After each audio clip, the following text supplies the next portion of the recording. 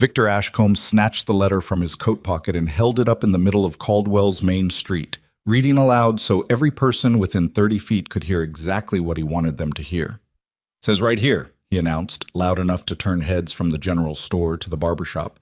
"Garrett Boone ordered himself a bride and got his grandmother instead." The laughter that followed wasn't kind. It rolled down the street like a wave, knocking over everything decent in its path, and Victor stood at the center of it, grinning like a man who'd just won something. The stagecoach had barely stopped. The woman hadn't even set her bag down yet. And already, the whole town had decided she wasn't worth keeping. If this story already has your attention, you're exactly where you need to be. Subscribe to this channel and follow this story all the way to the end, because what happens next will surprise you. Hit that like button and drop a comment telling me the city or country you're watching from. I want to see how far this story has traveled. Now, let's get into it. The stagecoach from Cheyenne arrived at 2:30 on a Thursday, 20 minutes behind schedule, because one of the wheel brakes had stuck somewhere outside of Rollins, and the driver had lost 15 minutes arguing with it in the heat. Garrett Boone was already waiting when it pulled in. He'd been waiting for the better part of an hour, standing near the post at the edge of the platform, with his hat in his hands, turning the brim slowly with both thumbs the way a man does when he's nervous and trying not to show it. He was 41 years old, tall enough that the afternoon sun caught the silver threading into his dark hair, and he had the kind of face that had been weathered into something honest rather than something handsome. There were lines at the corners of his eyes that hadn't been there 2 years ago. The drought had put them there, and the debt had deepened them. He wasn't thinking about any of that when the coach door opened. He was thinking about the letter the Hartwell Matrimonial Agency had sent him 6 weeks prior, the one that described a woman named Clara Henning, 34 years old, experienced in domestic management, described as capable and willing to adapt to frontier conditions. He'd read that letter 4 times. He'd written back within the week. He wasn't a romantic man, hadn't been since his first wife passed, going on 9 years now, but the agency had offered something he needed more than romance: a partner. Someone who understood that a ranch wasn't a hobby, that cattle didn't wait for anyone to finish grieving, and that 2 years of bad rain and worse decisions had left Broken Pine Ranch one bad auction away from becoming someone else's property. The first passenger off the coach was a young man with a drummer's case and ink-stained fingers. The second was a woman. Garrett's hands went still on his hat brim. She wasn't 34, she wasn't anywhere near 34. The woman who stepped down from the coach with one hand on the doorframe and one hand gripping a brown leather travel bag was somewhere past 50, maybe closer to 60, with silver-streaked hair pinned back under a practical traveling hat and the kind of posture that belonged to someone who'd spent decades keeping their spine straight in spite of everything trying to bend it. Her hands, when they reached for the step railing, were not the soft hands of a woman sheltered from hard work. They were weathered hands. Capable hands. Hands that had done things. She looked at the platform, then she looked at the town, and then her eyes found Garrett standing there with his mouth slightly open and his hat motionless in his fists, and she walked directly toward him without hesitation. "You're Garrett Boone," she said. It wasn't a question. He cleared his throat. "Yes, ma'am." Margaret Holloway. She extended her hand and he shook it, mostly out of reflex. Her grip was firm and brief. "I believe the agency communicated my interest in the position." He stopped, started again. "Miss Holloway, I think there may have been a misunderstanding." "Mrs.," she said. "I'm a widow." And there wasn't a misunderstanding. I applied, I was approved, and I came. If you have concerns, I'd prefer to discuss them somewhere less public. That was when Victor Ashcombe arrived. Garrett hadn't seen him coming. He rarely did. Victor had a talent for appearing at the exact moment his presence would do the most damage, materializing out of the spaces between conversations like something that had been waiting there all along. He was 53, broad-shouldered, dressed in a jacket that cost more than most men in Caldwell earned in 2 months, and he had the practiced ease of a man who'd spent his whole life in rooms where he was the most important person present. He owned 4,000 acres east of town, controlled 2 of the 3 local cattle buyers, and had been watching Broken Pine Ranch the way a hawk watches a field mouse, patient, certain, unhurried. He took one look at Margaret Holloway, and then he did what Garrett had been dreading since she stepped off the coach. He started laughing, not quietly, not under his breath.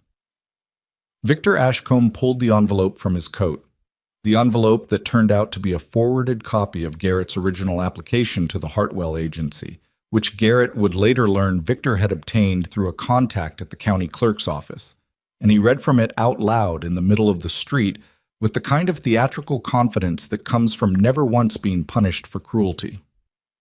The laughter spread the way laughter always does when someone powerful is leading it.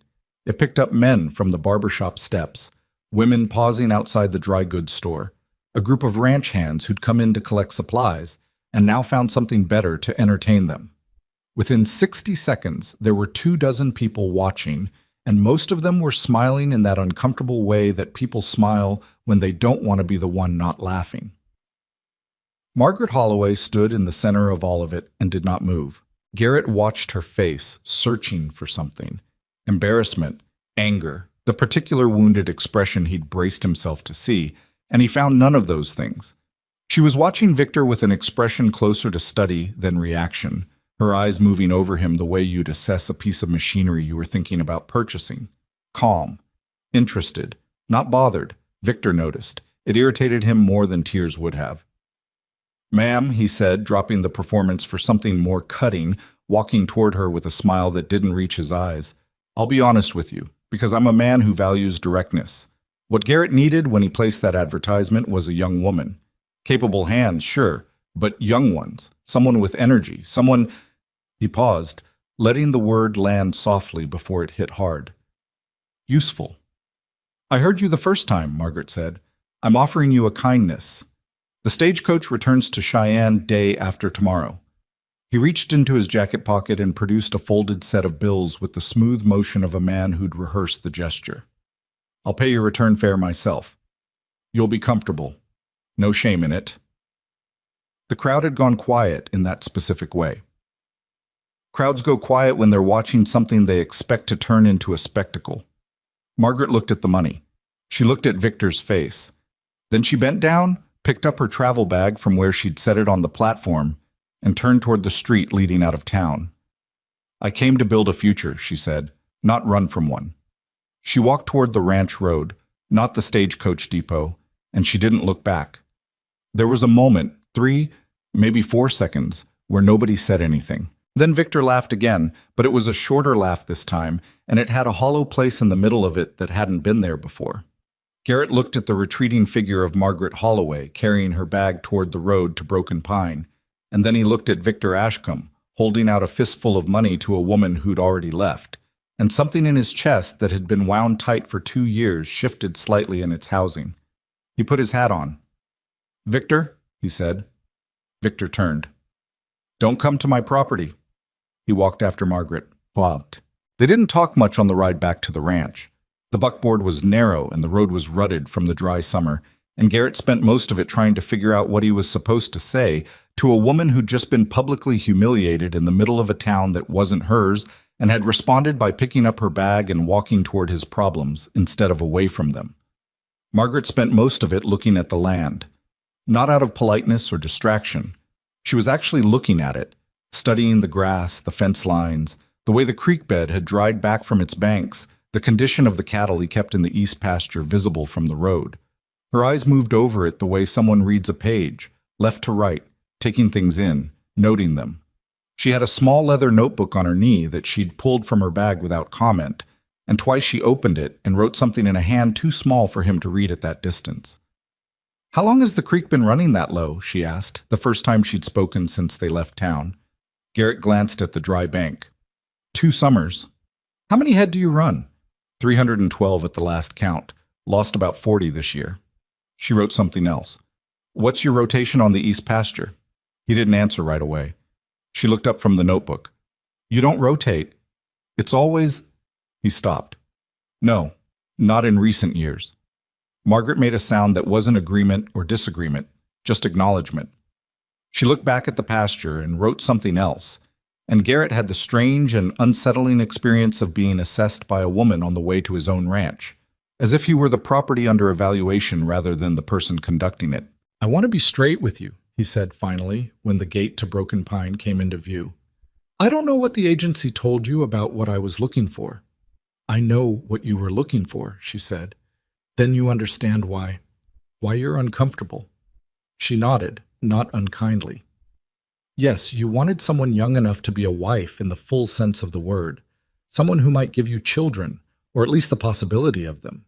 Someone who'd grow into the ranch rather than arrive already knowing more about it than you expected." She closed the notebook. "I'm not that person." Garrett said nothing. "But I'm here," she continued, "and you've already brought me this far, so I'll make you a proposition. Give me 2 weeks. Let me look at what you have, and I'll tell you honestly what I see and what I think can be done. If at the end of 2 weeks you want me gone, I'll go without complaint and without any claim on this ranch or your time. But give me 2 weeks before you decide." He pulled the buckboard to a stop inside the gate.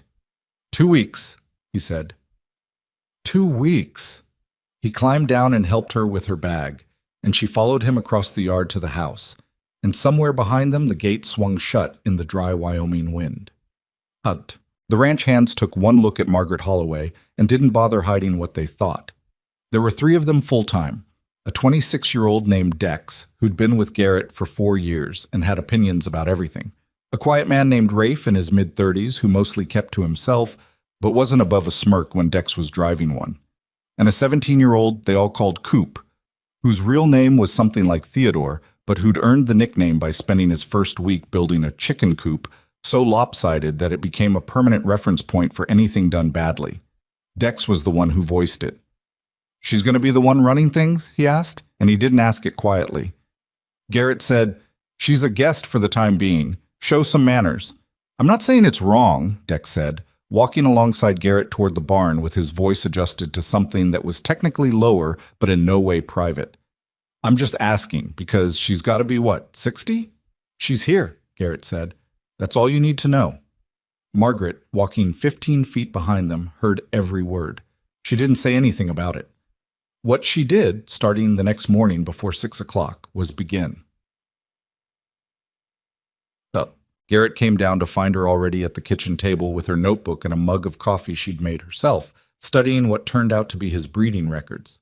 He had a box of them, not well organized, stuffed with loose papers and receipts going back 6 years, and she'd apparently found it in the office without asking and was working through it with a pencil, making marks in the margins. He stopped in the doorway. "Those are your herd records, yes. From the look of them, you haven't tracked lineage consistently in about 3 years, and you've been breeding from the same bulls too long. You've got inbreeding starting to show in the spring calves." She looked up. "How many calves did you lose this spring?" 11. 12 if you count the one Dex didn't record. She tapped the page. "It's here in the feed tally. Extra loss in the second pen in April." Garrett stood in his own kitchen at 6 in the morning, feeling the particular discomfort of being corrected about something on his own property by someone he'd known for 11 hours. "You want coffee?" she asked. "I made enough." He poured himself a cup and sat down across from her, and that became, without either of them calling it anything, the first of what would turn into a daily ritual. The early morning, the kitchen table, the records spread between them, Margaret talking, and Garrett listening, and sometimes arguing, and Margaret never once raising her voice, but also never once backing down. The first real fight happened on day 3. Margaret had asked to walk the south pasture, and Garrett had taken her, and she'd bent down twice in the first 20 minutes to pull up handfuls of grass that she examined, smelled, and then dropped with an expression of quiet concern. "You're mineral deficient," she said. "Probably selenium, maybe copper. That's why you're losing animals. It's not disease, it's the land." "I've had the vet out twice this year," Garrett said. "What did he check for?" "Disease? Parasites." "Did he do soil testing?" Garrett didn't answer. "You need to amend this pasture," Margaret said, "and you need to pull the herd off it for at least 6 weeks while you do." "I don't have 6 weeks. Auction's in 9. "Then you need to start now." I don't have the money for soil amendments right now. Every dollar I have is spoken for until after the auction. Margaret looked at him, not impatiently. She didn't have the face of a woman who wasted energy on impatience, but steadily. What are your cattle going to sell for if they go to auction already weakened? He knew the answer. He'd known it before she asked. Not enough, he said. Then you have a choice between spending money you're reluctant to spend now or losing money you're depending on later. She looked back at the pasture. I know which one I'd choose, but it's your ranch. She walked back toward the house without waiting for him to respond, and Garrett stood in the south pasture with the dead grass in his hand and the particular feeling of a man who has just been given the right answer to a question he'd been asking himself for months, and is furious about it. He ordered the soil amendments that afternoon. On day 5, Victor Ashcomb's man came. Not Victor himself. Victor was too careful for that. He sent a man named Pruitt, who drove a nice wagon and had a nice hat, and came to the front door with a nice smile and a message that wasn't nice at all. Mr. Ashcombe wanted me to let you know, Pruitt said to Garrett, standing on the porch with his hat in his hands, in the way of a man performing deference without actually feeling it, that he's heard some concerns around town about the condition of your herd. He's worried, as a neighbor, you understand, that if you go to the auction with sick cattle, it could reflect poorly on the whole county's reputation. He thought you might want to know that he's willing to purchase the herd privately before the auction at a price that wouldn't— Get off my property, Garrett said. Pruitt blinked. Mr. Boone, I'm not going to say it twice. Pruitt left. From the kitchen window, Margaret had watched the entire exchange. When Garrett came back inside, she was already at the table, and she set down her coffee and looked at him. He's going to try to undercut you at the auction, she said. I know. He'll spread word about sick cattle, whether your cattle are sick or not. I know that too. Then we need documentation, she said. Everything we've done, everything we're doing, every improvement, it needs to be written down and independently verified. I want the vet out here not to treat disease but to certify health. I want every soil amendment recorded, every feed change, every breeding decision. Garrett studied her. You've dealt with someone like him before? Margaret was quiet for a moment. My husband's ranch in Colorado. Different man, same playbook. She picked up her coffee. We won that time too. It was the first personal thing she'd said. Garrett didn't push it. He just nodded and reached for his own cup, and they sat there in the kitchen while the wind moved outside, and the ranch around them kept its silence, and neither of them said anything else, but the silence had a different quality to it than it had the day before. By the end of the first week, Dex had stopped rolling his eyes, not because he'd had any kind of change of heart. Dex was not the kind of man who had those, but because Margaret had done something he hadn't expected. She'd made his job easier. Not by doing it for him, but by looking at what he was doing and pointing out, without condescension, the 3 places where he was working twice as hard as he needed to. The hay storage, for one. He'd been stacking it the way he'd always stacked it, and Margaret had watched him for half an hour one morning and then suggested a different arrangement that cut the retrieval time by roughly a third, and also reduced the moisture exposure that was costing them feed to mold every winter. Dex hadn't thanked her, but the next day he'd reorganized the storage, and he'd done it her way. Rafe was the easiest of the 3. He watched Margaret for the first 4 days without comment, and then on the 5th day had come to her and asked very quietly if she could show him what she'd been doing with the breeding records, because he'd been trying to understand why the spring calves were smaller than they used to be, and nobody had been able to tell him. She'd spent 2 hours with him at the table. Coop was 17 and thought everything was either the best thing he'd ever seen or the worst, and Margaret became very quickly the best thing. He followed her around the property on her inspection walks with the unabashed enthusiasm of a puppy. Asking questions she answered seriously and completely, and twice she'd stopped whatever she was doing to show him something in the soil or the grass or the cattle behavior that you only notice if you've been looking for 30 years. How do you know all this? He asked her on day 6, sitting on the fence rail while she examined a calf she'd been monitoring for 3 days. Time, she said. Mostly time. But you had to learn it somewhere. I did. My husband's ranch, and before that my father's. And before that, she glanced at him. You learn by watching. You watch long enough, the land tells you what it needs. Coop thought about that. Mr. Boone never taught us to watch. Mr. Boone was taught to work, she said, not unkindly. There's a difference. Coop sat with that for a while. Then, Mrs. Holloway? Yes. That man in town, Mr. Ashcombe, he's going to try to ruin the auction, isn't he? Margaret looked up from the calf. She looked at the 17-year-old sitting on the fence rail with dirt on his boots and genuine worry on his face, and she said, Yes, he's going to try. Are we going to let him? The word surprised her. She felt it. No, she said. We're not. Coop nodded, like that settled it, and he jumped down from the fence to help her with the calf, and in the dust and the dry Wyoming air, with 9 weeks until the auction and Victor Ashcombe's machinery already in motion, Broken Pine Ranch began, quietly and without ceremony, to fight back. By the end of the second week, the south pasture had been amended and the herd rotated off it. The breeding records were reorganized and cross-referenced in a system Margaret had built from scratch. The irrigation channels had been cleared of the sediment that had been silting them up for 2 seasons, work that took Dex and Rafe 4 solid days and that Margaret had supervised from start to finish, down in the muck alongside them more than once when a second pair of hands was needed. The feed program had been adjusted. The calves that had been losing weight were gaining. Garrett had stopped counting down her 2 weeks. He wasn't entirely sure when he'd stopped. Somewhere around day 9 or 10, the accounting of it had dropped out of his thinking, and he'd simply started waking up and going down to the kitchen where the coffee was already made, and the records were already spread on the table and the day's work was already outlined in Margaret Holloway's small, precise handwriting, and he'd stopped experiencing that as an imposition and started experiencing it as something else, something he didn't have a clean word for yet. On the evening of the 14th day, he came into the kitchen late, after a fence repair that had taken longer than expected, and found her at the table with the lamp lit and her notebook in front of her and something in her posture that was different from the usual careful straightness. Something that suggested tiredness. Not the kind you complain about, the kind you carry. He sat down across from her. 2 weeks, he said. She looked up. You said 2 weeks. I did, she said. I don't want you to go, Garrett said. It came out more direct than he'd planned, and he didn't try to walk it back. The ranch is already different than it was. You know it and I know it. Whatever the arrangement ends up being, he stopped. I just want to be honest with you the way you've been honest with me.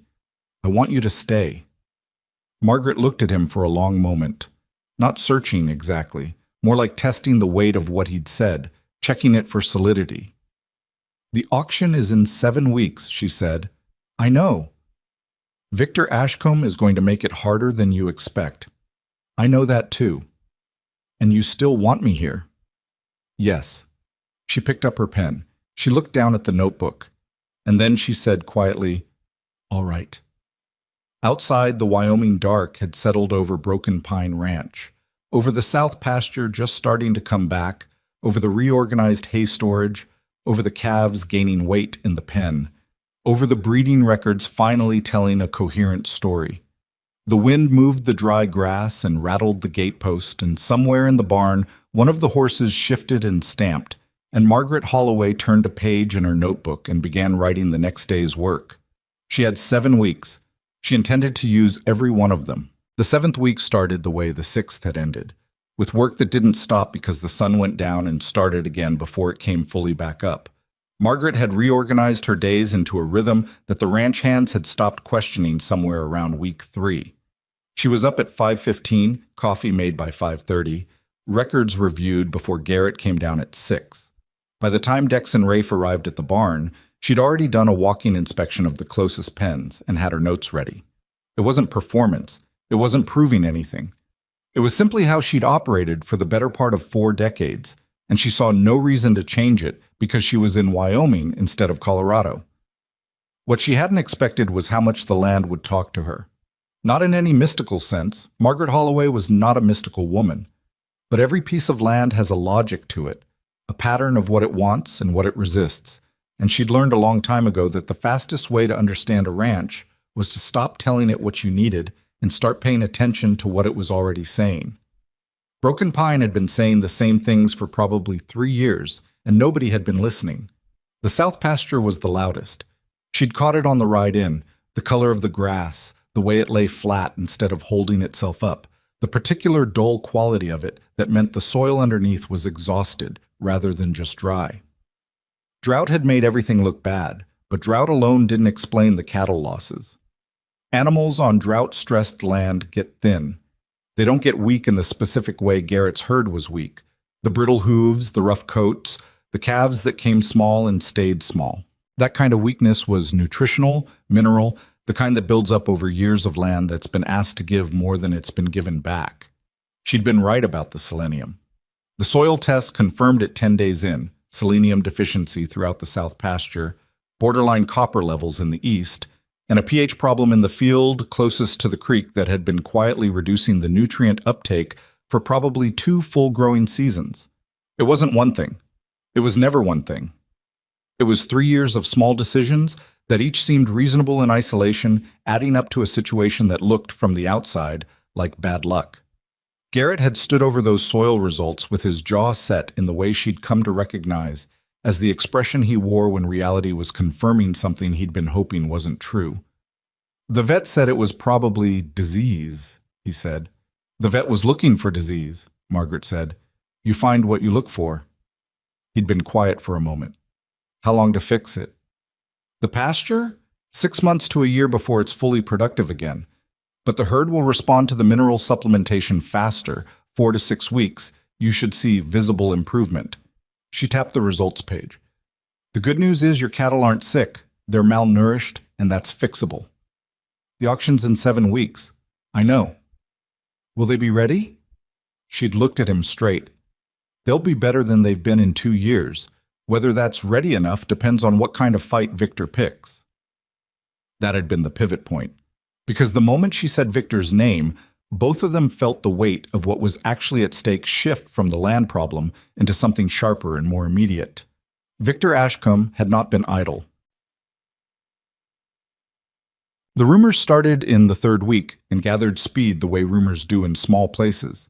Not through any single act, but through accumulation. A word here, a suggestion there. The kind of thing that's impossible to trace back to its source because by the time you hear it, it's already been through 6 people and none of them will claim to have started it. The story making its way through Caldwell and the surrounding ranches was simple and effective. Garrett Boone's herd was sick. Not drought-thin sick, not malnourished sick, sick. The kind of sick that spreads. The kind of sick that could jump fence lines and cost your neighbors a season's worth of work. Nobody was saying it loudly. Nobody was putting their name to it. But it was there, spreading the way smoke spreads, getting into everything. Garrett heard it first from the feed merchant, who mentioned it apologetically while they were settling an account. I'm not saying I believe it, the man said, clearly uncomfortable. I'm just letting you know what's going around. Garrett came home that evening quieter than usual. Margaret noticed before he said anything. She'd gotten good at reading the difference between tired and troubled. And this was troubled. She put coffee in front of him and sat down and waited. He told her. All of it, including the parts that were clearly embellished. Someone had apparently added a version where 3 of his cattle had died in the past month and he'd been hiding it. Margaret listened without interrupting. When he finished, she said, How many buyers attend the Caldwell auction? Usually 12, 15 independent, plus the 2 major operations that Ashcombe. He stopped. That he influences.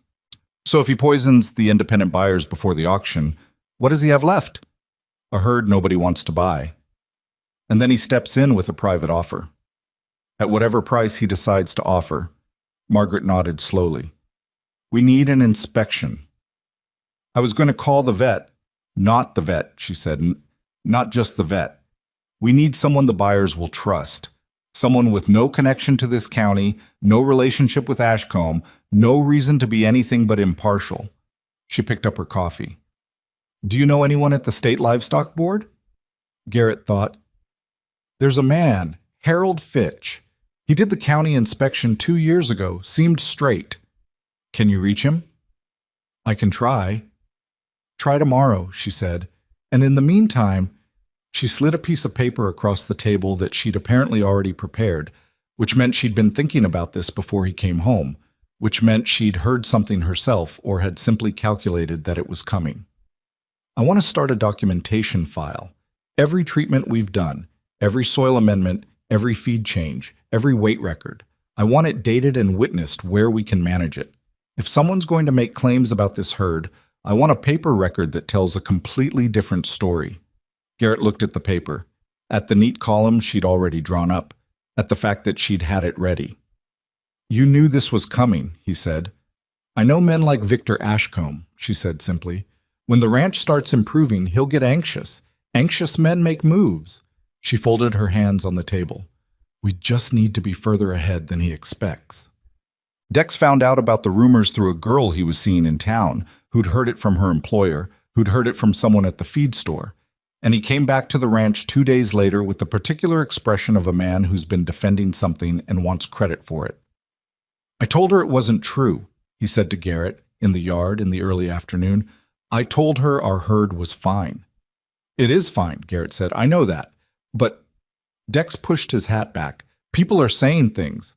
Doris at the dry goods told Martha that 3 buyers already said they weren't coming to the auction on account of it.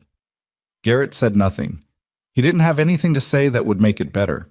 Dex looked toward the barn, where through the open doors you could see Margaret working with Rafe on the breeding documentation, both of them at the work table, Margaret writing, Rafe sorting papers, talking in the quiet, focused way of 2 people doing something that matters. She already know? Yes. She got a plan? Garrett almost smiled. She always has a plan. Dex watched her for another moment. I was wrong about her, he said. It cost him something to say it. You could see the price in how briefly he said it, how he immediately looked away afterward. Early on. I was wrong. Tell her that, Garrett said, not me. Dex looked like he'd rather do almost anything else, but he nodded and walked toward the barn, and Garrett didn't follow because some things need to happen without an audience. He never found out exactly what Dex said to Margaret in there, or what she said back. What he knew was that when they came out 20 minutes later, Dex was carrying a new stack of papers and had the expression of a man who has been given more work to do and is genuinely glad about it. Harold Fitch from the State Livestock Board arrived on a Wednesday, driving a board-issue wagon and wearing the kind of no-nonsense expression that comes standard with government positions in rural territories. He was 60, angular, had clearly spent his career outdoors, and he shook Garrett's hand with the brief efficiency of a man who had 6 other ranches to see this month and wasn't inclined toward small talk. He was also, it became apparent within 10 minutes of his arrival, considerably more interested in Margaret than in Garrett. Not romantically, nothing like that. But he'd been introduced to her as the ranch's livestock manager, which was the title they'd agreed on without making a formal agreement about it. And when she'd begun walking him through the herd records, his demeanor had shifted from efficient impartiality into something closer to genuine attention. You said you ran your late husband's operation in Colorado, he said, pausing at a note in the breeding records she'd made about bull rotation. For 22 years, she said. What county? Garfield, he thought. Under the Consolidated Grazing Act? We filed under the original registration, predated the consolidation by about 8 years. He nodded, and something in his expression recalibrated. Whatever category he'd placed her in when they'd been introduced had just gotten larger. He spent 4 hours at Broken Pine Ranch. He examined the herd. He looked at the pastures, including the south pasture with its amendments still working their way into the soil. He reviewed the documentation file Margaret had been building, every treatment, every record, every weight measurement with its date. He asked questions and received answers, and the answers matched the records, and the records matched the animals. And by the time he was loading back into his wagon, he had the particular look of a man who's found what he expected to find, but is pleased by it anyway. Your herd is not sick, he said to Garrett, standing at the wagon. They're in recovery from mineral deficiency, which is documented, being treated, and showing visible improvement. I'll have my written certification to you within the week. Thank you, Garrett said. Fitch looked at Margaret. The documentation work is thorough, better than most operations I see. A pause. Better than some that have been running twice as long. Margaret said, Thank you, Mr. Fitch. He left. Garrett and Margaret stood in the yard watching the wagon go, and Garrett exhaled slowly. That's one problem handled, he said. One, she agreed. He'll find another angle.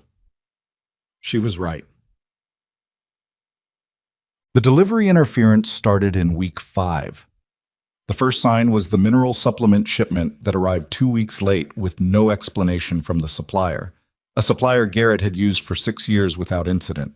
When he called on it, the supplier was apologetic and vague in equal measure, citing a paperwork issue he couldn't fully explain. Margaret had listened to Garrett's account of the conversation and then asked one question. "Has this supplier done business with Ashcombe?" Garrett had gone still. "I don't know," he said. "Find out." He found out. The supplier had a standing contract with the Ashcombe operation, had for years. Whether that explained the delayed shipment was impossible to prove. What it meant in practice was that the mineral supplementation program Margaret had built the herd's recovery around had a 2-week gap in it at the worst possible time, 5 weeks before the auction. She'd adapted. She'd found an alternative supplier 2 counties over, paid more for it, and had Rafe drive out to collect it personally rather than wait for delivery. The gap ended up being 10 days instead of 14, and Margaret had supplemented with what they had on hand in the interim, stretching it differently than she'd planned and working the feeding schedule in ways that Dex, watching her do it, described to Coop as like watching someone do arithmetic in their head while everybody else is still looking for a pencil. The second interference was worse. 4 weeks before the auction, word came through a neighboring rancher, a man named Aldous, who ran about 200 head east of Broken Pine and had no particular love for Victor Ashcombe, that 2 of the independent buyers who regularly attended the Caldwell auction had been approached privately with information suggesting that Broken Pine's cattle were carrying a bloodline defect that would affect the next generation's weight gain. Not disease, not malnourishment, a genetic claim. Subtle, hard to disprove quickly, exactly the kind of thing that would make a cautious buyer hold his bid. Garrett told Margaret about it over supper, and she set down her fork and was quiet for a long moment. "He's getting specific," she said. "He's making things up." "Yes, but specific things are harder to fight than vague things. Vague rumors." She picked up her fork again. "You can answer with a certification. Specific technical claims require specific technical answers." "So what do we do?" "We give them the answers before they have to ask." She started eating again, thinking while she did it, the way she thought about most things, through and around and into it, the same quality of attention she gave the land. "I'm going to write to every independent buyer who typically attends the Caldwell auction. Not to argue, not to deny anything, just to invite them to a private inspection at Broken Pine 2 weeks before the auction. Let them see the animals themselves. Let them review the state board certification. Let them ask whatever questions they have." Garrett looked at her. "That's aggressive. Yes. It puts us on the front foot instead of the back. Victor can spread whatever he likes about cattle that people haven't seen. It's harder to maintain those stories about cattle that buyers have walked past and examined themselves. What if some of them don't come? Some won't. But the ones who do will buy, and they'll bid honestly, and that's enough." She looked up from her plate. "It's not about getting every buyer. It's about getting enough of them." Garrett sat with that. The lamp between them threw warm light across the table, across the records stacked to one side, across Margaret's careful handwriting on the invitation draft she'd already started on a separate sheet of paper. "You wrote it before you told me," he said. She glanced at it. "I wrote the draft. It's your ranch. You decide if we send it." He reached over and picked up the draft and read it. It was direct and factual and had nothing defensive in it. No protesting, no over-explaining. It simply stated that Broken Pine Ranch would be hosting a livestock preview for interested buyers on a specific date and that the state board certification would be on hand, along with complete herd records. "Add something at the end," he said. "What?" "That the rancher looks forward to answering questions personally." He set it back down. "I want them to know I'm not hiding." Margaret picked up her pen and added the line. Her handwriting didn't change, same small, precise letters, same consistent pressure, but she read it back once after she'd written it, and he thought she looked slightly more satisfied than she had before. "Send it tomorrow," he said. 8 buyers responded. 6 said they'd come. Coop, when he heard, let out a sound that was somewhere between a cheer and a yelp, and Rafe allowed himself a slow smile that took up most of his face, and Dex said, "6 is enough," in the flat, authoritative tone of a man who has decided something and needs everyone to know he's decided it. Margaret spent the 2 weeks before the preview doing what she'd been doing since she arrived, only more so. She walked the herd daily. She adjusted the supplementation schedule twice based on what she was seeing. She had the pens cleaned and reorganized, not for appearances, but because clean pens meant healthier animals, and she wasn't interested in theater. What she was doing was making sure that when 6 buyers walked onto Broken Pine Ranch, every animal they looked at was the best version of what it could be given where it had started 7 weeks ago. The night before the preview, Garrett found her in the barn.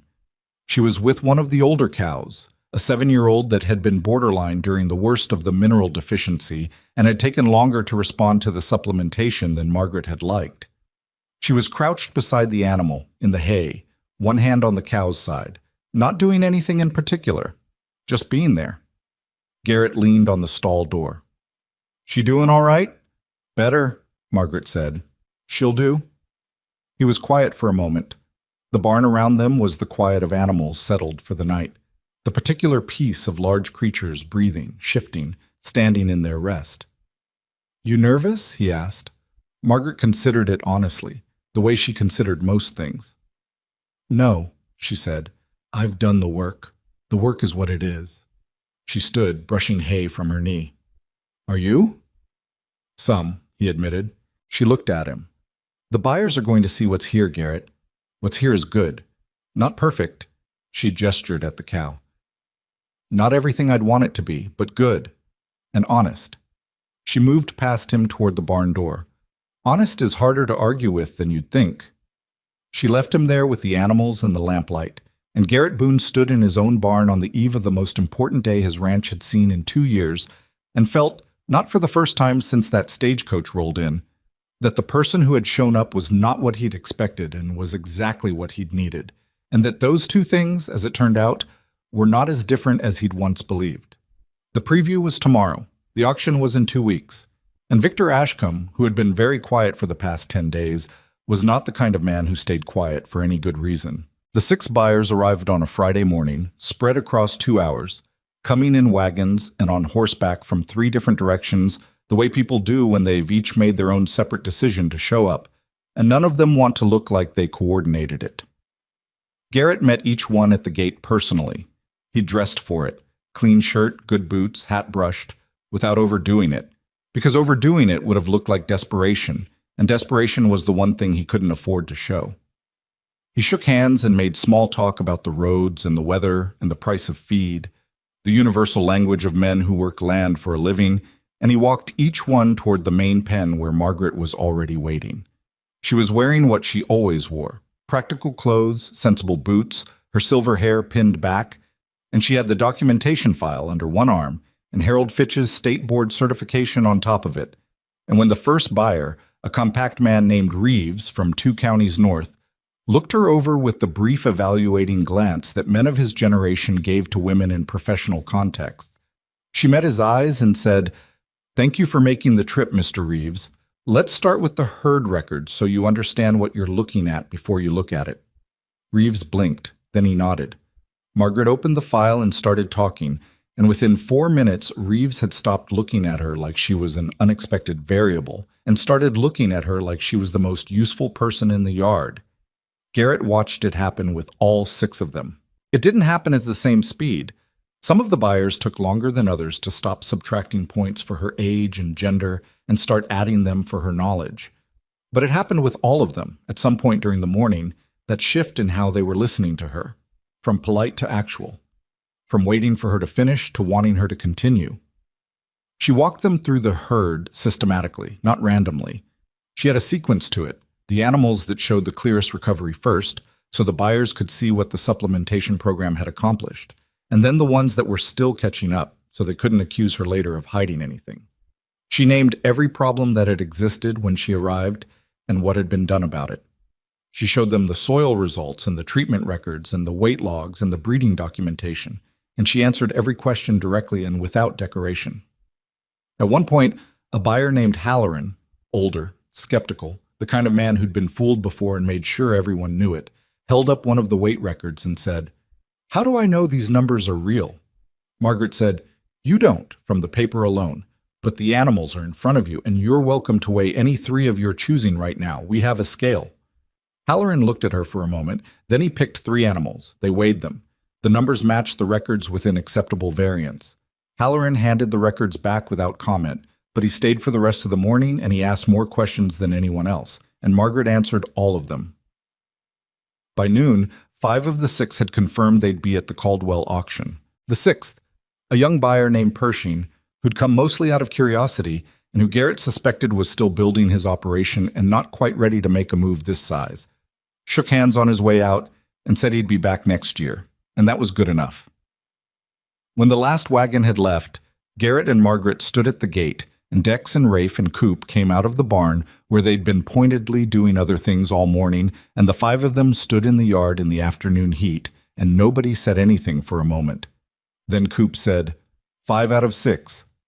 5 is enough, Dex said, which was exactly what he'd said when the responses came in, and somehow it meant more this time.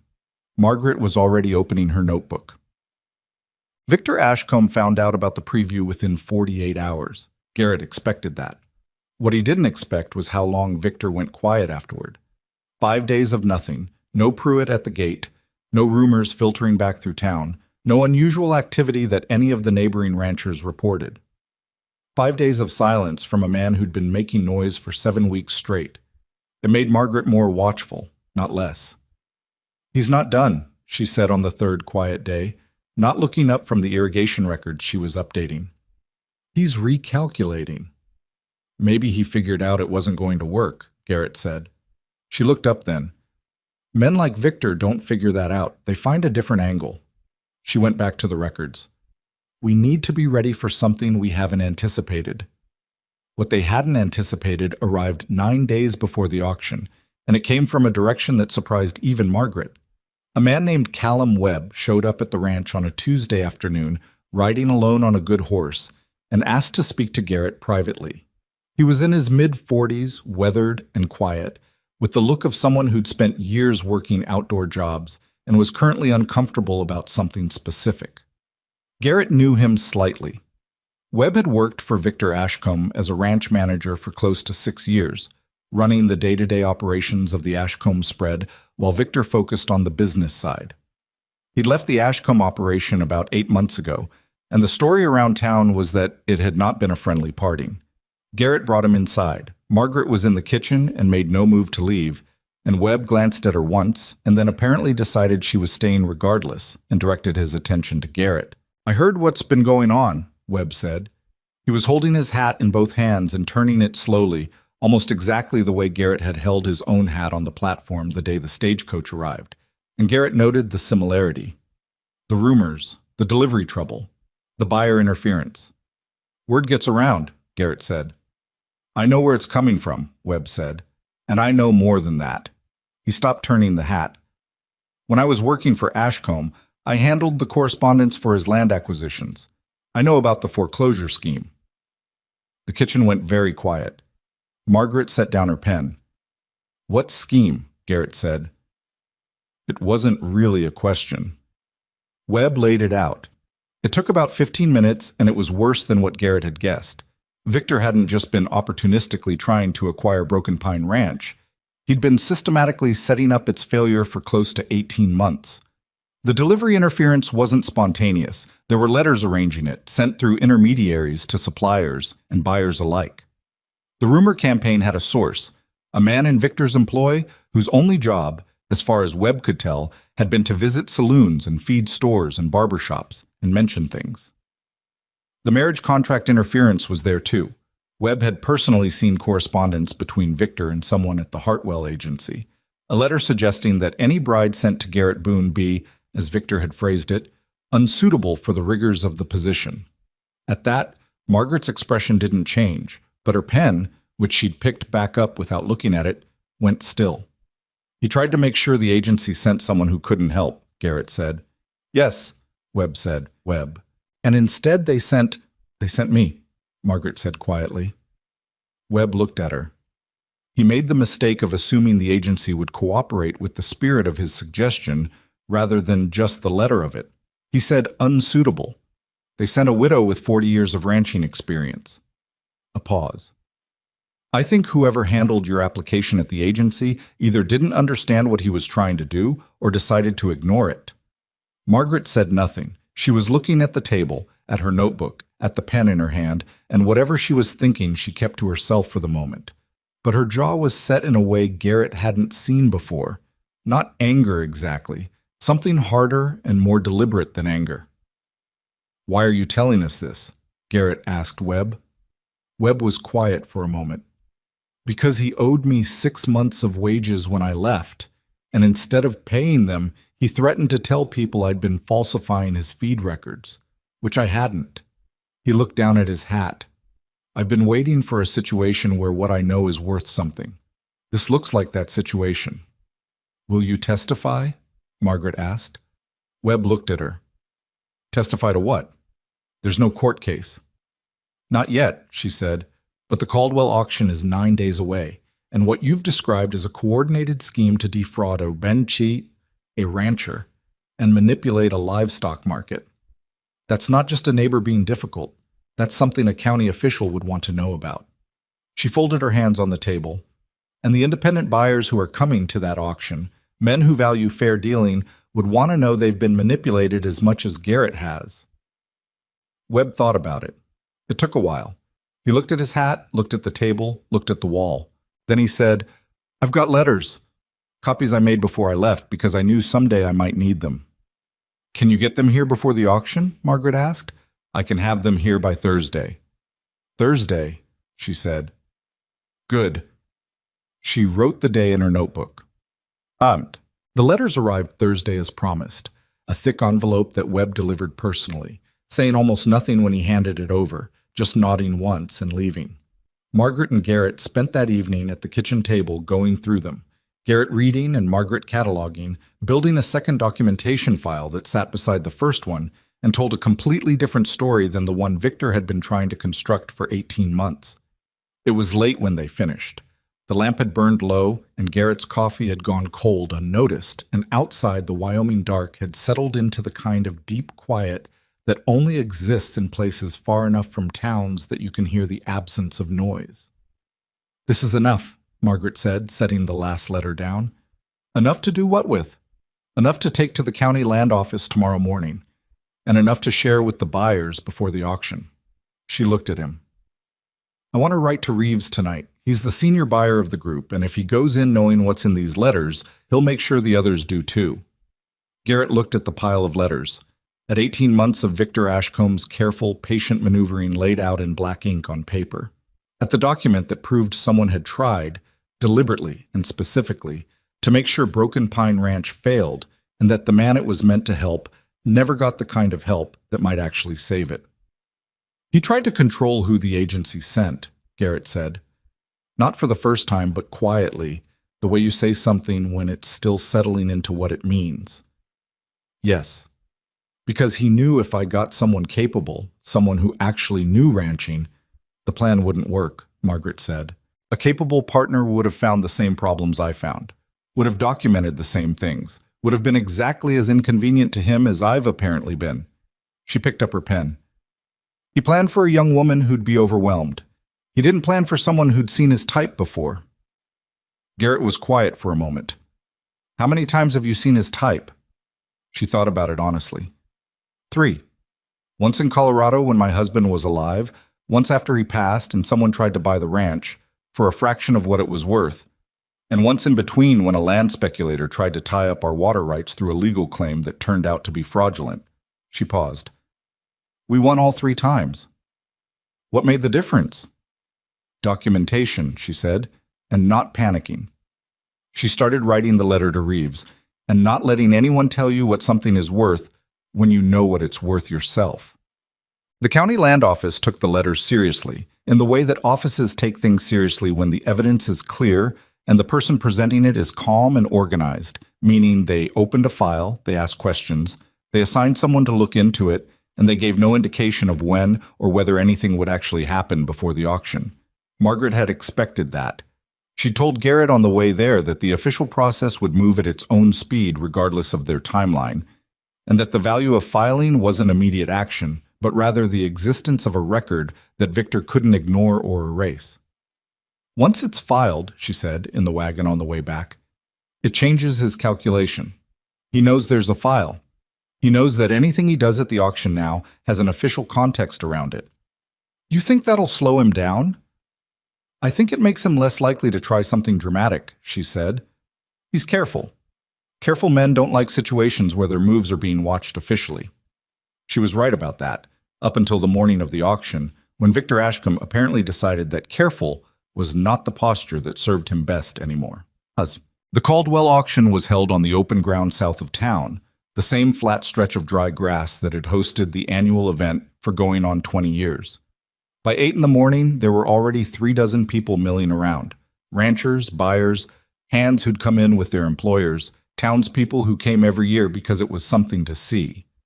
By 9, the pens were full, and the auctioneer had set up his stand, and the two major buyers connected to Ashcombe's operation had positioned themselves at the far left of the buyer's line with the settled look of men who'd already decided what they were going to pay. The 5 independent buyers were there. Reeves had come early, spoken briefly with Margaret near the documentation table she'd set up at the edge of the field, and left with an expression that said he'd read her letter and absorbed what it said.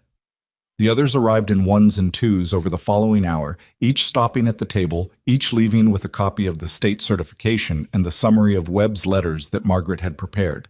Not the letters themselves, which were filed officially now, but a factual summary of what they documented, written in the same direct, undecorated style as everything else she wrote. Garrett moved through the morning feeling the particular tightness of a man who has done everything he can do and now has to wait for other people to do their parts. He talked to the buyers who wanted to talk. He answered questions about the herd. He showed the certification to 3 different people who asked. He did not pace because Margaret had said the previous night, almost in passing, "Don't pace tomorrow. Pacing looks like worry." And he'd filed that away and was honoring it by standing very deliberately still in places instead. Victor arrived at 9:30. He came with 2 men, not Pruitt this time, but men Garrett didn't recognize, better dressed than ranch hands, but not dressed like buyers. The kind of men who show up to provide presents rather than to do anything specific. Victor himself was in his good jacket, and he moved through the crowd with the ease of a man arriving at his own party, shaking hands, exchanging words, performing cordiality for people who would later say they'd seen him there and he'd seemed perfectly normal. He didn't approach Garrett directly. He went around him, the way water goes around a rock, stopping to speak to the 2 major buyers on the left of the line, then moving through the independent buyers with the handshakes and easy smiles of casual socializing. Garrett watched him and kept his face neutral and stayed where he was. It was Coop who noticed. Coop had come to the auction because Garrett hadn't told him not to, and because he was 17 and had helped rebuild this herd with his own hands over the past several weeks and had a personal investment in what happened to it that nobody had asked him about, but that was plainly there in how seriously he'd been taking everything. He'd positioned himself near the independent buyers with the ostensible purpose of answering questions about the cattle, but the actual purpose, it became clear, of watching Victor Ashcombe. He came to Garrett at 9:45 with something specific in his eyes. "He's talking to Pershing," Coop said. Pershing was the young buyer who hadn't committed to the auction but had shown up anyway. I couldn't hear it all, but I heard bloodline and documentation and something about not trusting papers that one party prepared themselves. Garrett said, "All right. You want me to—" "No," Garrett said. "I'll handle it." He walked toward Pershing, not hurrying, and arrived at the conversation between Victor and the young buyer with the timing of a man who happened to be walking past, which he made no attempt to make convincing because there was no point. Victor looked at him. "Garrett." Smooth as always. "Victor." Garrett turned to Pershing. "Mr. Pershing, good to see you here." Pershing looked between them with the expression of a man who's been told 2 different stories about the same thing and is trying to figure out which one to believe. "Mr. Ashcombe was just—" "I heard what Mr. Ashcombe was saying," Garrett said. Not loud, not heated, just factual. "If you have concerns about the documentation, there's a state board certification on the table over there, prepared by a man named Harold Fitch, who has no connection to me or my ranch beyond the inspection he conducted.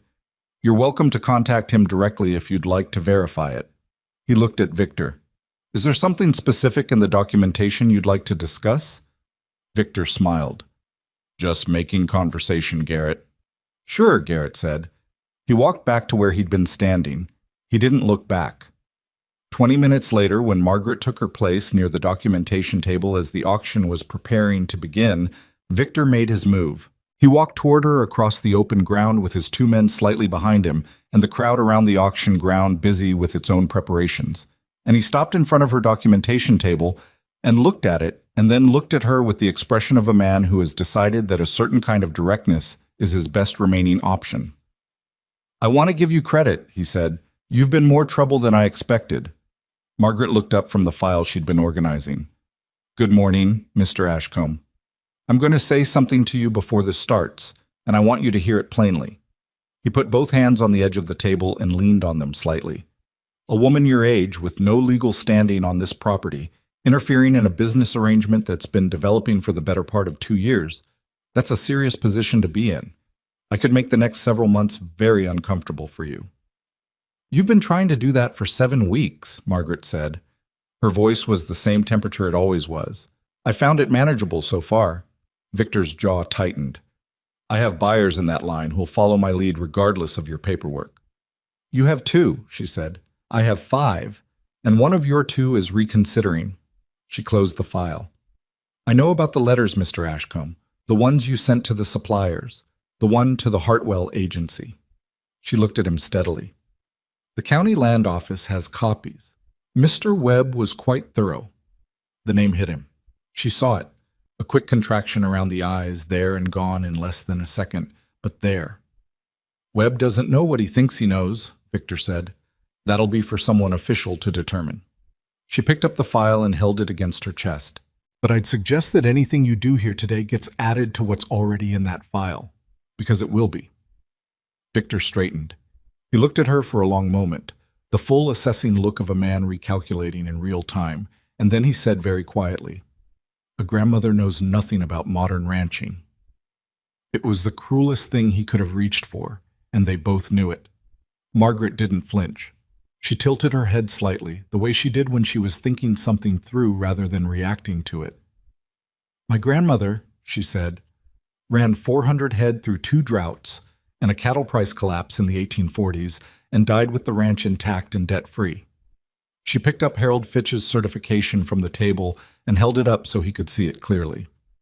"So in my experience, grandmothers know quite a lot about modern ranching. They just don't get credit for it until someone's forced to look at the results." She walked past him toward the auctioneer's stand, where Reeves and 2 of the other independent buyers were waiting, and Victor Ashcombe stood at the empty documentation table and watched her go. The auction started 12 minutes later.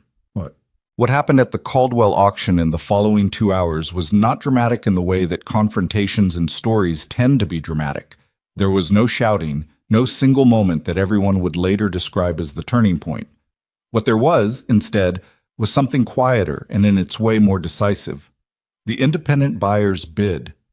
They bid on broken pine cattle with the confidence of men who had seen the animals themselves, who had reviewed the documentation, who had read Margaret's summary of what had been done to the herd and what Webb's letters contained, and who had made their own calculations about what they were looking at. Reeves opened the bidding on the first lot at a number that was higher than the room expected, and the 2 Ashcombe-connected buyers countered twice and then went quiet when Halloran came in over them, and the price went up.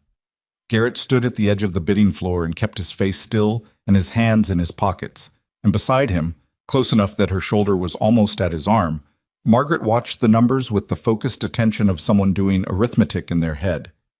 The Ashcombe buyers dropped out lot by lot. By the 4th lot, they had stopped bidding entirely, and Victor, standing back from the crowd at a slight remove, was watching with the expression of a man who has seen a door close and is deciding whether to knock. By the time the auctioneer brought down his gavel on the last lot, Broken Pine Ranch had sold its cattle for the highest prices it had seen in 3 years. Garrett stood there with the numbers in his head, not fully believing them yet, turning them over, adding them up again to make sure.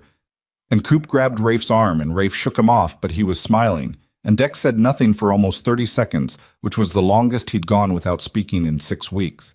Then Dex said, "Told you 5 was enough." Garrett looked at Margaret. She was writing something in her notebook. "What are you writing, Willis?" he asked. "Next year's breeding plan," she said without looking up. "We're going to need to expand if we want to run numbers worth selling." He laughed.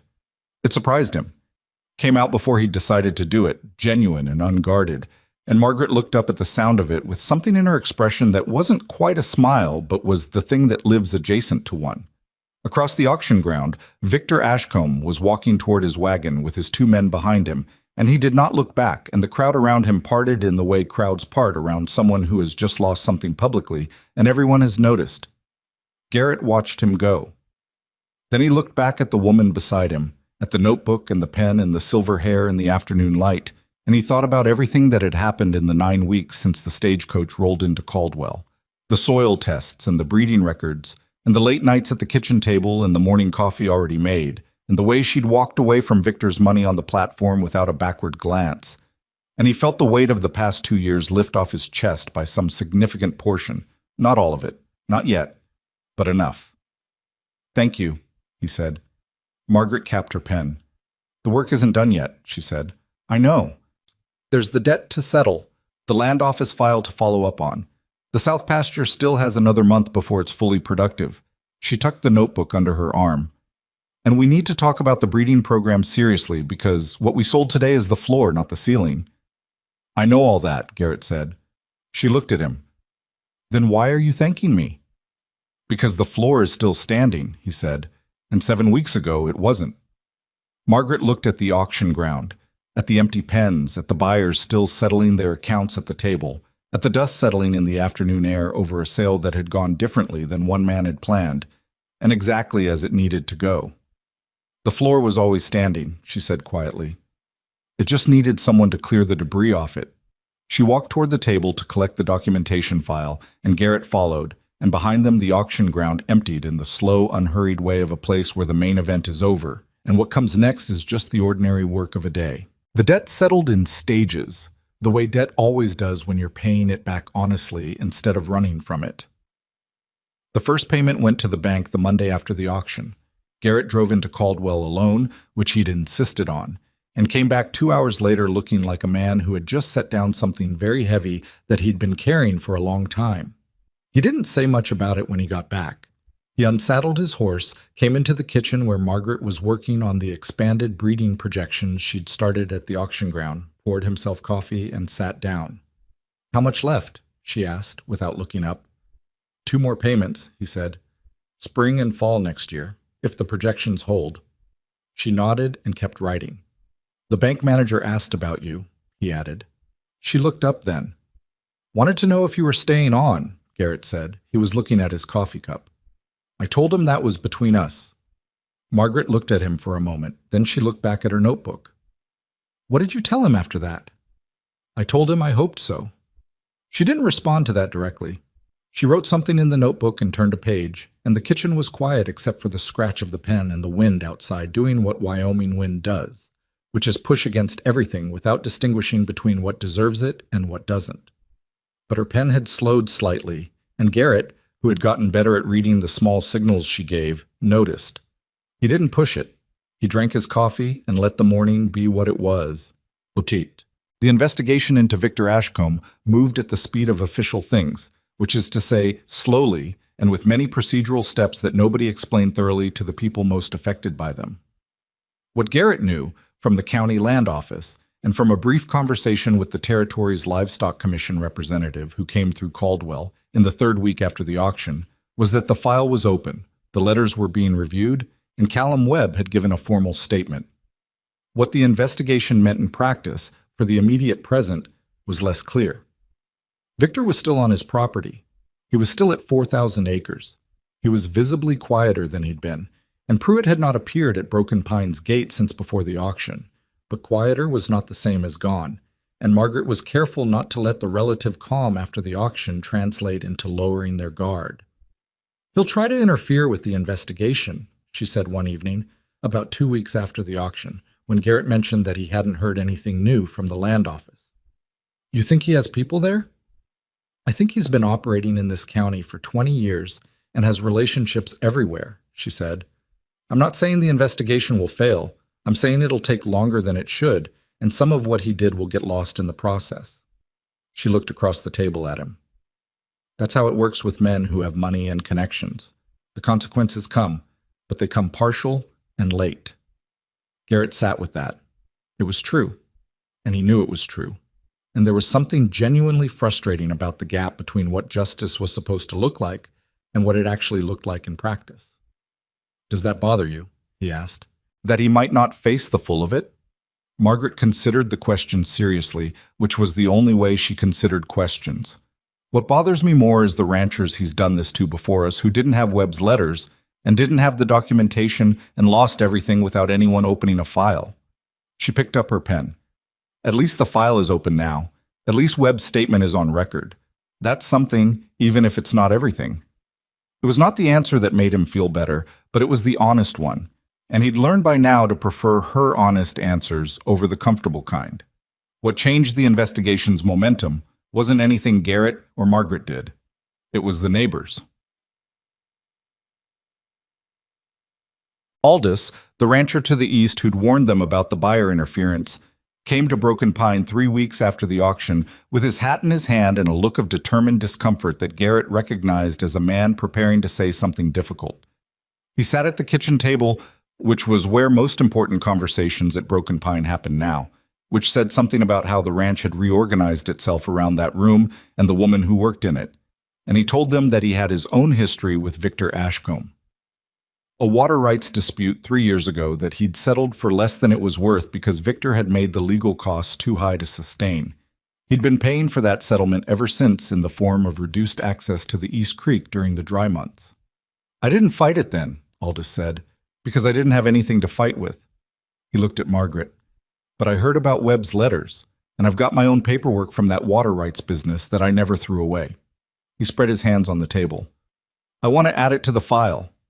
Margaret said, Do you have a lawyer? Can't afford one. You don't necessarily need one to submit documentation to the land office, she said. What you need is an organized account of the timeline, the correspondence you have, and a clear statement of what you're claiming. I can help you put that together if you want. Aldous looked at Garrett. Garrett nodded once. All right, Aldous said. He wasn't the only one.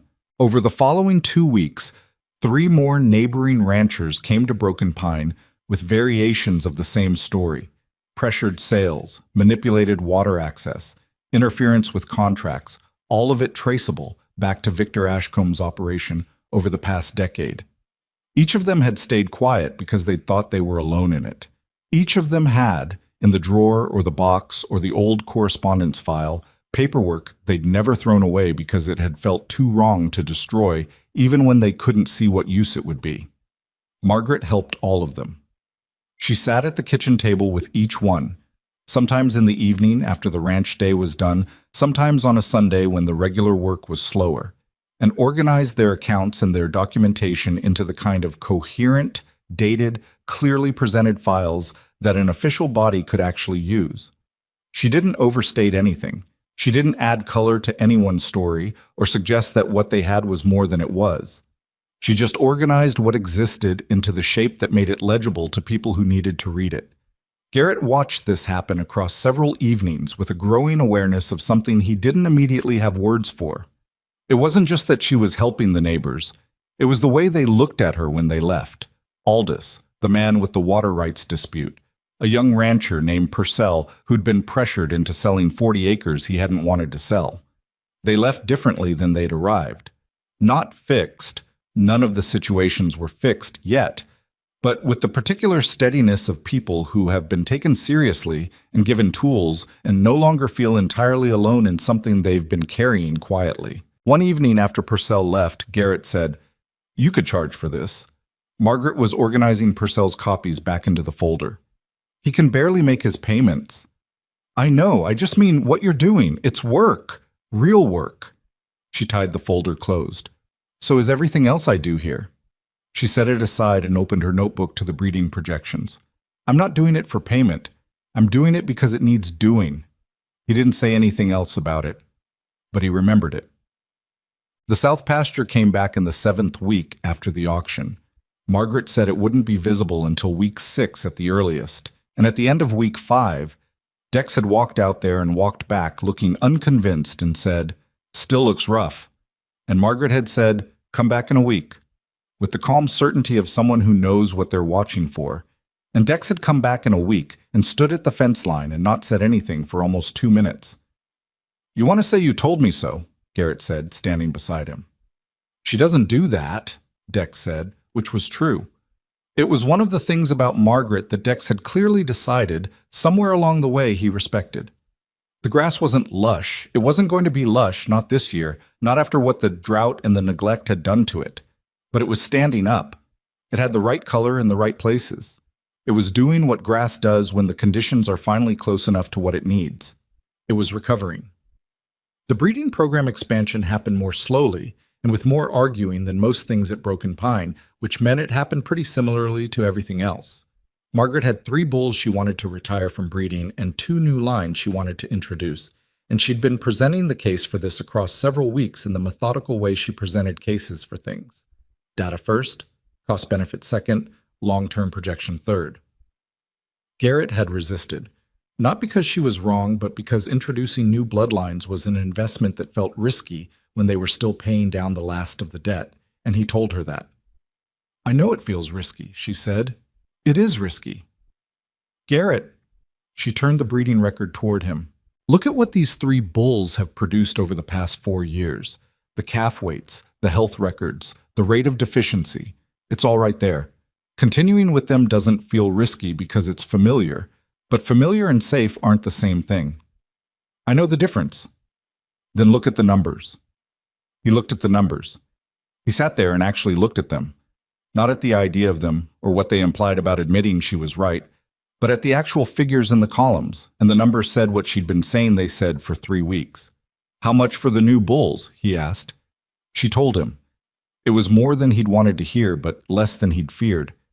"Spring?" he asked. "Spring," she confirmed. "After the second debt payment. We'll have enough." He nodded.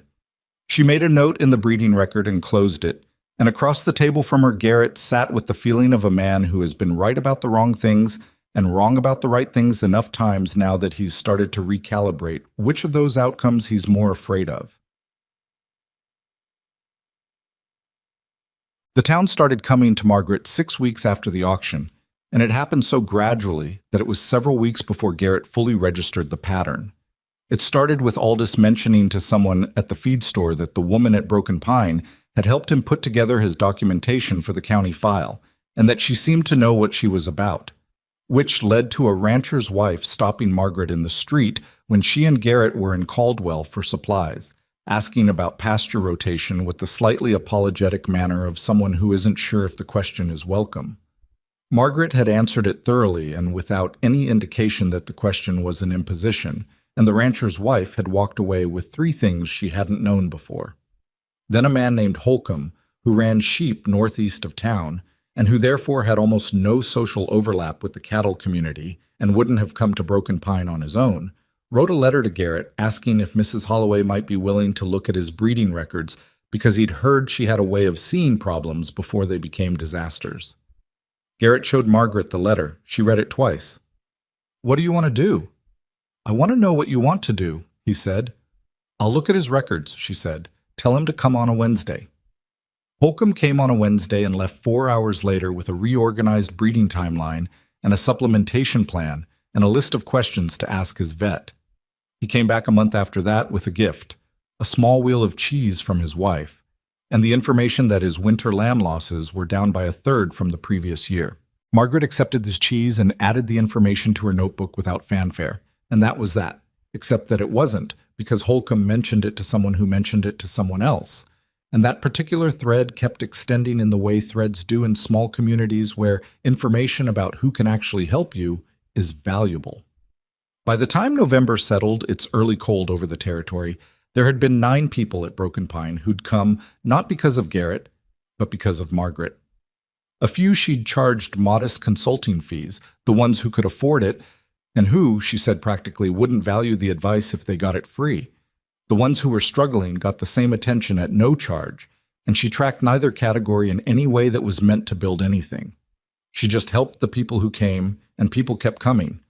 Garrett noticed one evening that she was sometimes up later than usual, working by the lamp after he'd gone to bed, and one night he came back downstairs for water and found her at the kitchen table surrounded not by Broken Pine's records, but by 3 different folders belonging to 3 different people. "You don't sleep enough," he said. "I sleep enough," she said, without looking up. "Margaret," she looked up. "You're allowed to say no to some of them," he said. "You don't have to fix everyone's operation." She looked at him steadily. "I know I don't have to." "Then why?" "Because I spent 40 years watching ranches fail that didn't need to fail," she said. "Small things, most of them. Things that someone with a little more experience in the room could have caught before they became unfixable. I know what that costs." She looked back at the folders. "If I can prevent some of that, I will."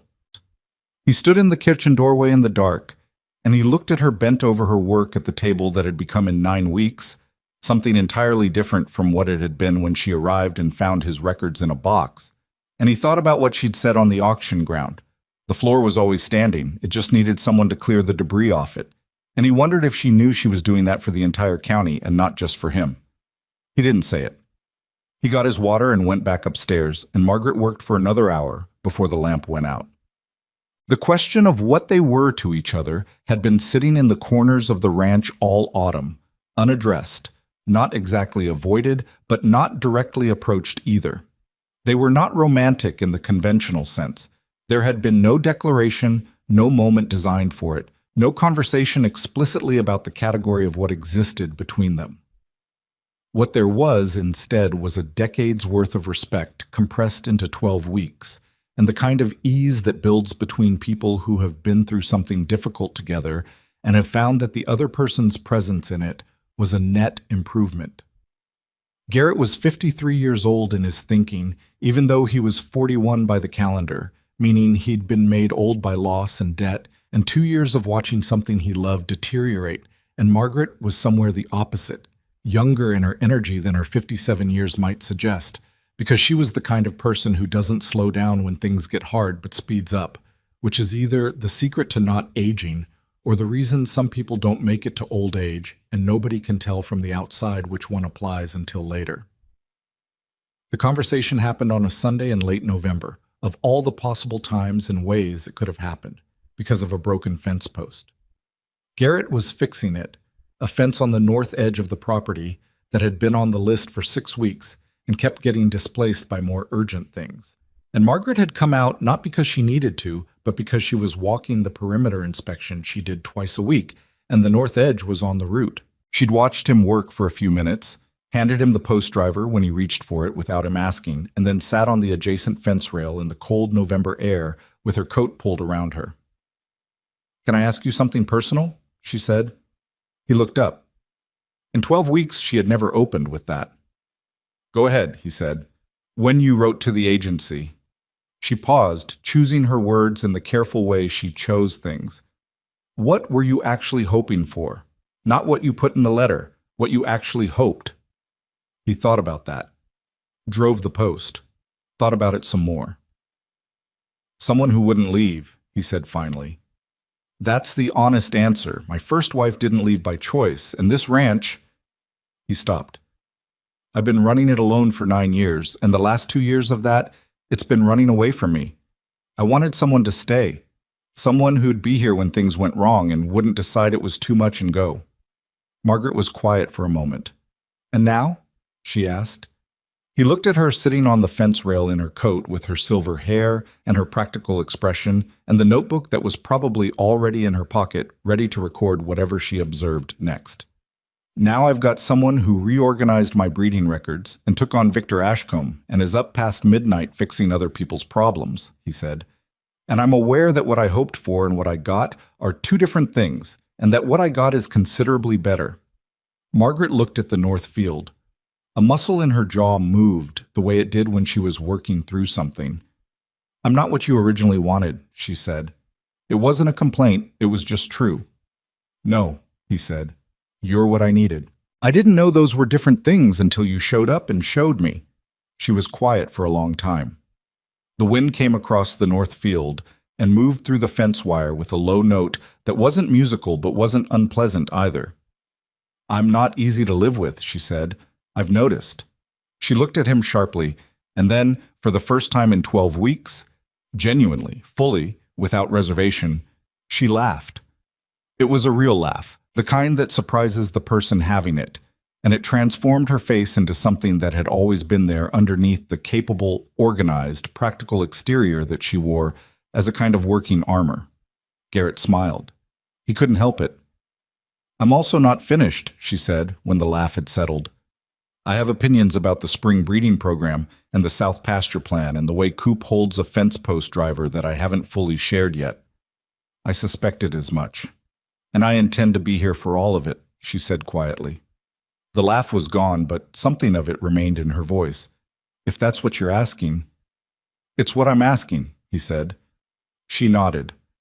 She pulled out her notebook, he'd known she would, and wrote something brief in it, and he didn't ask what, and she didn't tell him. And they both understood that what had just been established between them didn't need to be written anywhere to be real. He finished the fence post. She walked the rest of the perimeter.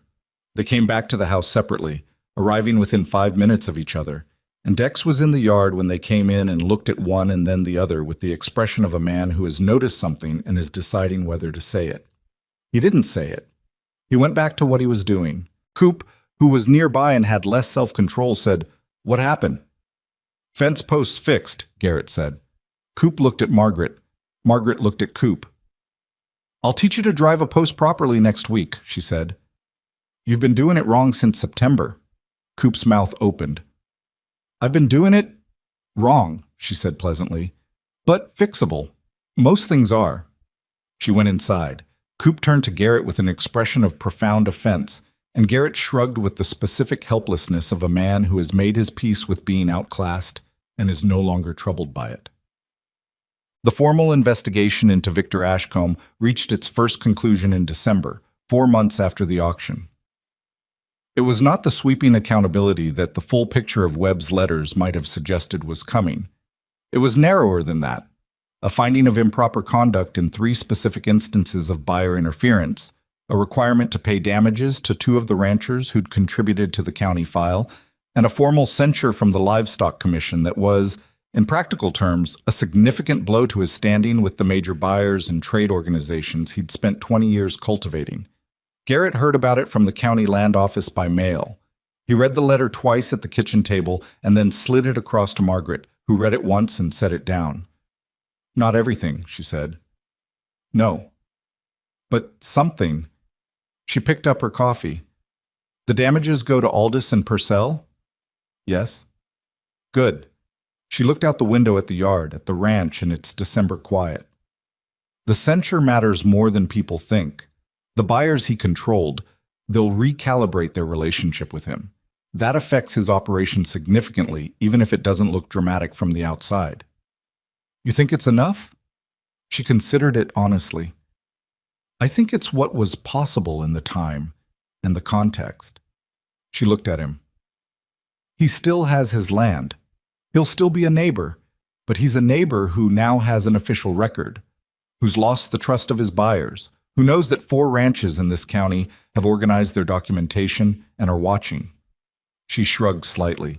"That's a different position than he was in a year ago." Garrett nodded. He'd made his peace with partial the way you make peace with most things. Not enthusiastically, but honestly. What he hadn't made peace with was the remaining question about Broken Pine itself. The 2 debt payments due in the coming year. The South Pasture still rebuilding. The new bulls for spring that he'd agreed to and was now looking at the numbers for with a combination of anticipation and the low-grade anxiety of a man who has been close to the edge and doesn't entirely trust the ground beneath him yet. He told Margaret this late one evening in the kitchen. She listened. She didn't rush to reassure him, which he'd learned to appreciate because false reassurance from her would have meant something was wrong. "You're not going to lose this ranch," she said when he'd finished. "You don't know that." "I know the numbers," she said, "and I know what's been built here in the last 4 months. The breeding program is sound. The pasture is recovering. The buyers we cultivated for the auction, Reeves, Halloran, the others, they'll be back next year and they'll bring others. Reputation compounds, same as debt. She folded her hands on the table. "You're not going to lose this ranch." He looked at her. At the certainty in her that wasn't wishful, wasn't the kind of certainty that comes from wanting something to be true, but the kind that comes from having looked at every number and every variable and arrived at a conclusion. "All right," he said. "All right," she agreed. Outside, the December wind moved across Broken Pine Ranch, across the south pasture coming back, across the pens where the cattle that had come through the auction season stood in their winter quiet, across the barn where Dex had left the light on again like he always did, and someone would have to go back and turn it off. The gate at the entrance creaked once in the wind and then went still. Garrett got up and put his cup in the basin, and Margaret turned back to the breeding projections, and the ranch went on around them the way ranches do. Not dramatically, not in a way that announces itself, but forward, consistently, with the accumulated weight of all the work that had been done pressing behind it. There was still the spring to get through. Still the second year to build. Still 20 things on the list that hadn't been crossed off yet, and 20 more that would appear before the first 20 were done. But the floor was holding. The spring came late that year, the way it sometimes does in Wyoming, grudgingly, like something that had been convinced it was needed but wasn't entirely happy about showing up. The snow held through the first week of March and then released all at once in a melt that turned the ranch roads to mud and kept everyone working twice as hard for half the progress. The south pasture, which had spent the winter quietly doing what amended soil does when left alone, rebuilding, restoring, working its chemistry back towards something viable, emerged from the snow looking better than it had looked in 3 years. Margaret was out there the morning it became clear, standing at the edge of it in her coat with her boots already muddy to the ankle, and she spent a long time looking at it without writing anything in her notebook, which meant she was simply seeing it, just letting it be what it was without recording it. Garrett found her there when he came back from checking the creek levels. "Well," he said. "It'll hold," she said. "Full rotation this year. No need to rest any portion." He looked at the pasture, at the grass coming up green through the last patches of snow at the edges, stubborn and small and entirely alive. He'd been afraid to look at it too closely all winter, the way you avoid looking directly at things you're afraid have failed. It hadn't failed. "You knew it would," he said. "I thought it would," she said, with the precision she always applied to the difference between certainty and informed expectation. "Knowing would have required seeing it. Now I've seen it." She turned back toward the house, and he fell into step beside her, and they walked across the muddy yard together without talking, which had become its own kind of language between them. Bien. The two bulls arrived from a breeder in Montana in the second week of April, delivered by a man who was clearly skeptical of the idea that a ranch running this size needed these particular animals, and who made the mistake of saying so to Dex while unloading. And Dex, who by spring had transformed into something approaching Margaret's most committed advocate, a conversion that had been invisible while it was happening and total when it was complete, told the delivery man in very plain language that the breeding decisions at Broken Pine Ranch were made by someone who knew considerably more about cattle genetics than either of them, and the man should unload the bulls and get back in his wagon. Rafe watched this from the barn doorway with the quiet satisfaction of someone seeing something correct happen. The bulls were good animals. Margaret had selected them from the breeder's records without seeing them in person, through correspondence that had gone on over the winter, letters back and forth about lineage and weight gain ratios and calf health histories, the kind of specific technical exchange that the breeder had initially conducted with the reserve he extended to unknown quantities, and had ended with the respect he gave to people who clearly knew what they were asking about. When the animals arrived, Margaret walked around each one slowly, checked what she needed to check, and said, "They'll do." Coming from her, Coop told Dex later, that was practically a standing ovation. The spring calving season was the first real measure of what the winter's breeding adjustments had produced, and it was not without its problems. 2 difficult deliveries. 1 calf that didn't make it despite everything. 1 cow that needed attention. Margaret and Rafe took turns providing through 2 nights that were colder than late April had any right to be. But the overall picture that emerged from the season was undeniably different from the previous years. The calves were heavier at birth. The losses were down.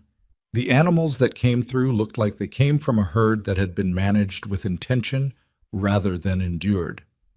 After the last calf of the season was on its feet, Margaret sat on a hay bale in the barn at 6 in the morning with mud on her coat and tiredness around her eyes that she wasn't trying to hide. And Garrett brought her coffee without being asked because he'd learned, across 6 months of living and working on the same property with this woman, the precise circumstances under which she would accept help without arguing about whether she needed it. She took the coffee. "Better year," he said. "Better year," she agreed. "Numbers?" "I'll have the full tally by end of week, but we're looking at roughly 30% fewer losses than last year, and the average birth weight is up." She held the coffee in both hands. "The bulls will show more in next year's crop. This year is still partly the old program. So next year is better again. If we manage it right," she said, "which we will." She said it without bravado, just as fact. Garrett sat down on the adjacent hay bale in the early morning quiet of the barn and drank his own coffee. And outside, the Wyoming spring was doing what it does when it finally commits, fully, without reservation, the cold giving way all at once to something with real warmth in it. And inside the barn, the new calves and their mothers moved in their stalls with the particular piece of animals that have come through something and don't know it. Debt. The second debt payment cleared in the fall, 14 months after the auction. Garrett didn't drive to the bank alone this time. Margaret was with him, not because she'd insisted, but because he'd asked her to come, and she'd said yes without making anything of it. They settled the account with the bank manager, a man named Creel, who had the look of someone perpetually braced for bad news and was visibly disarmed by the absence of it. And on the way back, Garrett stopped the wagon at the rise east of town, where on a clear day you could see the line of the ranch's eastern fence from the road. He stopped there and looked at it for a minute. "Last time I drove this road," he said, "after the first payment, I felt like I'd put down something heavy." "And now?" Margaret asked. "Now it feels like I picked something up instead." He looked at her. "I'm not sure I know how to explain the difference." "You don't have to," she said. He started the horse again and they drove back to the ranch, and the fence line disappeared behind the rise, and the debt was gone, and Broken Pine Ranch belonged entirely to itself for the first time in 3 years. It was around that time, the autumn after the debt cleared, that the town of Caldwell began its own quiet recalibration. The way communities recalibrate when the story they've been telling about someone turns out to be wrong in a way they can't easily excuse. It didn't happen all at once. It happened the way most corrections happen in small places, sideways, without announcement, through a series of small individual decisions that collectively amounted to an acknowledgement nobody was willing to make directly. The rancher's wife, who'd stopped Margaret on the street to ask about pasture rotation, started sending other women to ask questions. A man who'd laughed on the platform the day the stagecoach arrived came to Broken Pine with his hat in his hand and a mineral deficiency problem in his herd that he'd been ignoring for a season, and he addressed Margaret as Mrs. Holloway with the slightly over-careful courtesy of someone compensating for a previous behavior they'd rather not name. Margaret answered his questions the same way she answered everyone's. She did not say she told them so. She did not reference what had happened on the platform. She simply looked at what he brought her and told him what she saw and what she thought could be done about it. And when he left, he knew things he hadn't known before, and she went back to what she'd been doing, and that was the extent of it. Garrett noticed, though. "You're not going to make them say it," he said one evening. "Say what?" "That they were wrong. About you. When you arrived." She looked up from the breeding projections. "What would be the point?" "The point would be that you earned it." "I didn't do any of this to make them say something," she said. "I did it because the work needed doing." She turned a page. "If they've learned something from watching, that's worth more than an apology anyway." He let it go. But he thought about it for several days after, because there was something in it that he kept turning over, the idea that some people are so focused on the work itself that they genuinely don't need the acknowledgement that other people spend their lives chasing. He'd spent 20 years knowing men who needed credit for everything they did, who measured their worth in how loudly it was recognized. And there was something in Margaret's complete indifference to that, not performed indifference, actual indifference, that said something important about where her sense of herself came from. It didn't come from other people. It never had.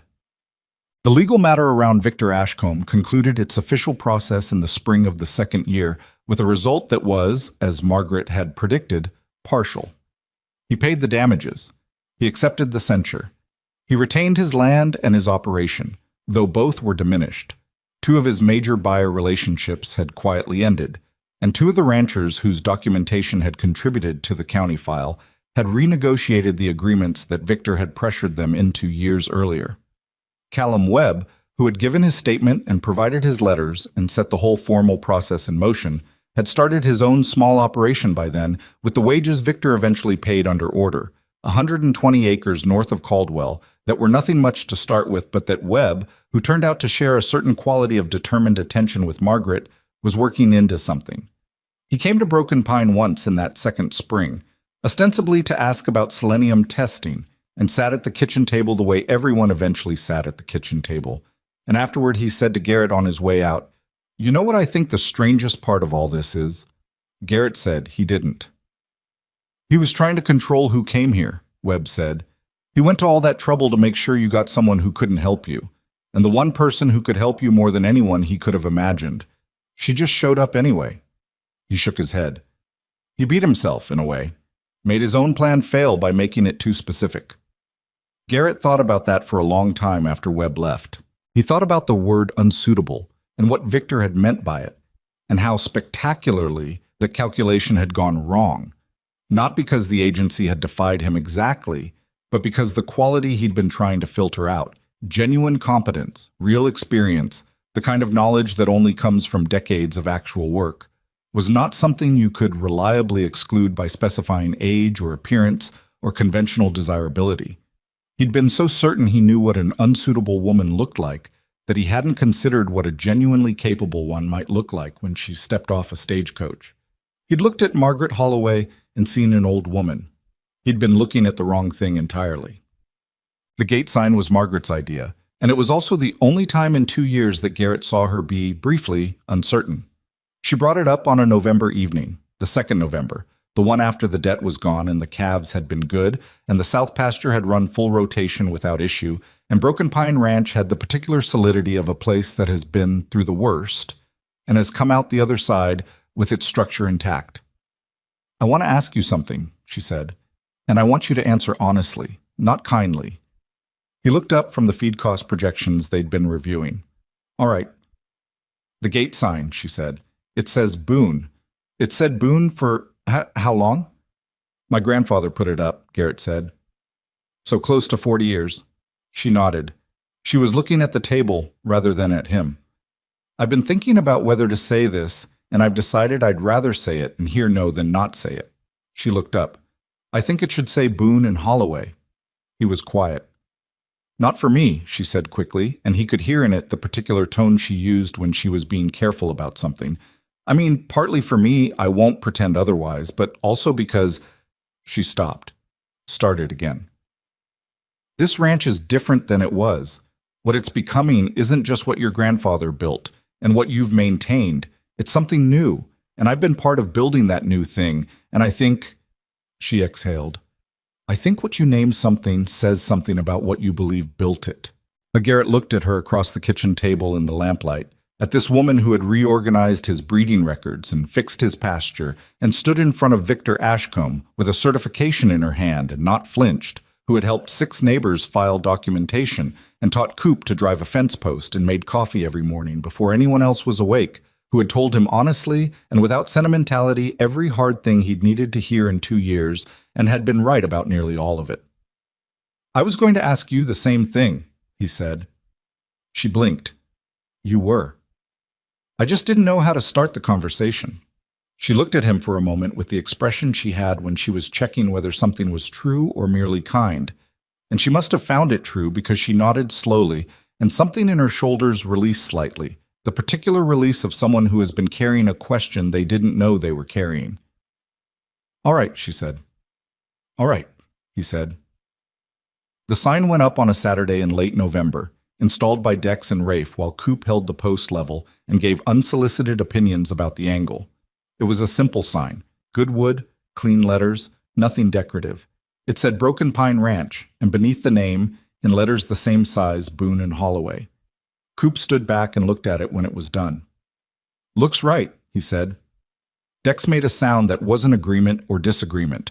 Rafe said nothing, but he looked at it for a few seconds longer than the job required. The way he looked at things he thought were worth looking at. Margaret and Garrett were at the fence line when they put it up, close enough to see but not standing over it the way people stand over things they're anxious about. They watched from a distance. When it was done, Margaret looked at it for a long moment, at her name in the Wyoming air beside his, on the gate of a ranch she'd arrived at as a stranger and had worked into something that had her hands all through it. She didn't say anything, but Garrett was watching her face, and what he saw there was not triumph. It wasn't the expression of someone who had won something. It was quieter than that. It was the expression of someone who had worked very hard at something real and was finally, in this one small visible way, being told that the work had been seen. He understood that. He'd spent 9 years working at something real and feeling like nobody was seeing it. "Thank you," he said. She looked at him. "I thought I was supposed to be the one thanking you." "No," he said. "You came here to a situation that wasn't what you expected, and you stayed anyway, and you built something. That deserves saying." She looked back at the sign. "We built something," she said. He didn't argue with that. The years have a way of compressing once the urgency is gone. The third year at Broken Pine went quietly in the way that good years go quietly. Not without difficulty, because ranching doesn't have years without difficulty, but without the particular knife-edge quality of the years before it, the feeling of something always about to give. The new breeding program produced what Margaret had projected it would produce. The South Pasture ran full capacity. Reeves and Halloran became reliable annual buyers, and through them came 2 new buyers from the north that Reeves had apparently talked to about what he'd seen at Broken Pine's private preview, and what those buyers saw in the third year convinced them to come back in the fourth. Reputation compounds, Margaret had said. Same as debt, just in the other direction. She was right about that too. By the fourth year, the operation had grown past what 3 hands could manage efficiently, and they hired 2 more. A married couple from Kansas who'd come west looking for steady work, the wife turning out to have a facility with the cattle records that Coop, who had grown from 17 to 21 and was now doing real work rather than earnest work, had the good grace to admire instead of resent. Coop himself had changed in ways that were visible to anyone who'd known him at the beginning. He still talked too much, and still had opinions about things he hadn't earned opinions on yet.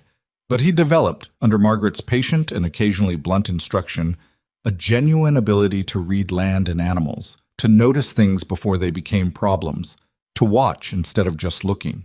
He would tell people later, in the way young people sometimes acknowledge the things that shaped them, that the most useful thing anyone had ever taught him was the difference between those 2 words, watching and looking. You could look at something every day for years and see nothing. Watching required you to be present in a different way. Margaret never described it that way to him. She just kept sending him back out to the pasture and asking him what he'd seen, and eventually he started seeing things. The moment that got written into the permanent record of what Broken Pine Ranch became.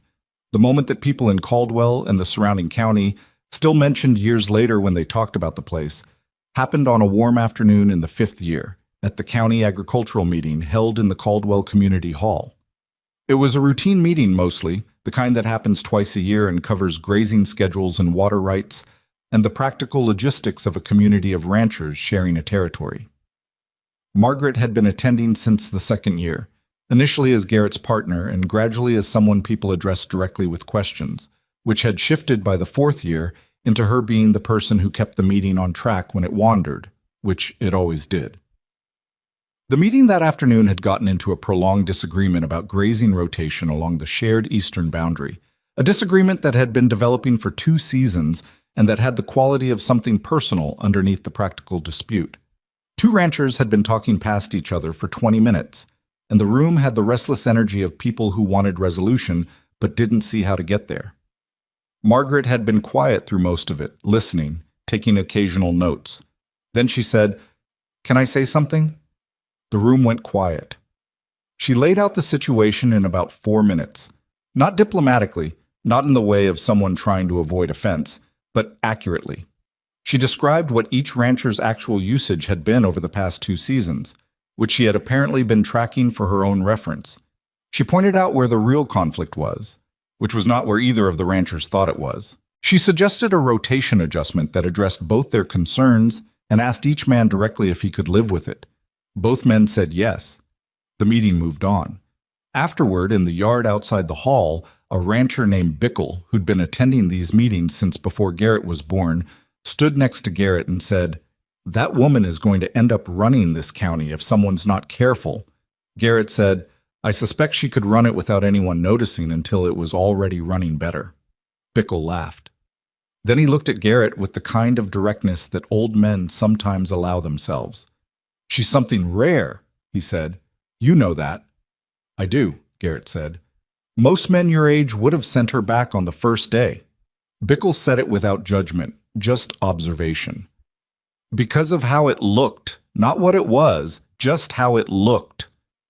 Garrett thought about the platform, about Victor holding out the money, about the moment he'd put his hat on and said, "Don't come to my property," and walked after a woman he'd known for 30 minutes, because something about the way she'd picked up her bag felt like the right direction to walk.